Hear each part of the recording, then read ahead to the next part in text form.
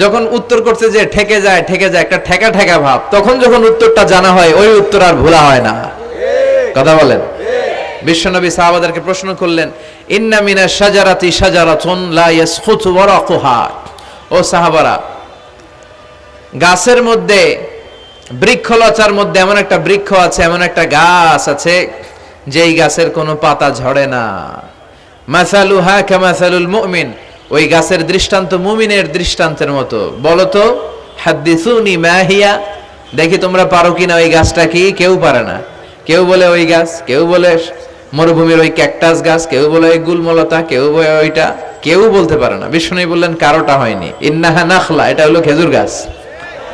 সাহাবারা ভাবসারে খেজুর গাছ তো প্রত্যেক ঘরের পিছনে পিছনে, এটা ধরছে নাকি? ধরলে তো কঠিনটাই ধরবে। এজন্য সাহাবাদের প্রত্যেক বাড়ির পাশে খেজুর গাছ। ওইদিকে মন যায় না, মন গেছে দূরে, দেখি তো কোন গাছ, খুঁজে পায় না। সুবহানাল্লাহ পড়েন। এই যে বিশ্বনবীর শিখানোর পদ্ধতি, education system, how to teach the children, আপনি ছাত্রদেরকে কিভাবে পড়াবেন, এটা বিশ্বনবী হাতে কলমে আমাদেরকে শিখিয়ে গিয়েছে। ওই মজলিসে আব্দুল্লাহ ইবনে উমর রাদিয়াল্লাহু আনহু আর ওনার বাবা ওমরে ফারুক দুইজনই উপস্থিত ছিলেন।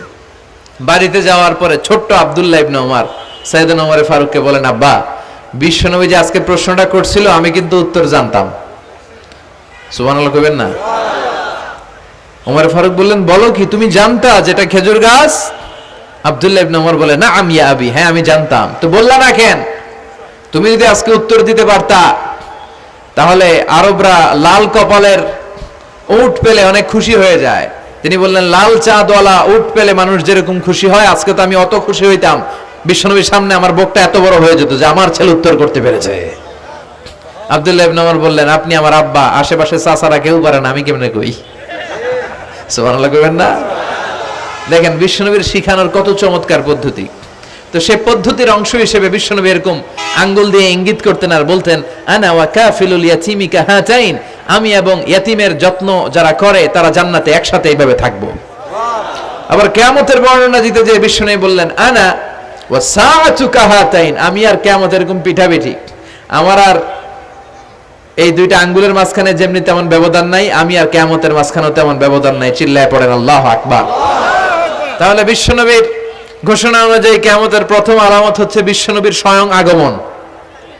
এটা হয়েছে কি হয় নাই? এরা হতে হেলে দুলে নুরানি তনু কে আসে হায়, সারা দুনিয়ার হেরে মেরে পর্দা খুলে খুলে চায়, সে যে আমার কামলিওয়ালা কামলিওয়ালা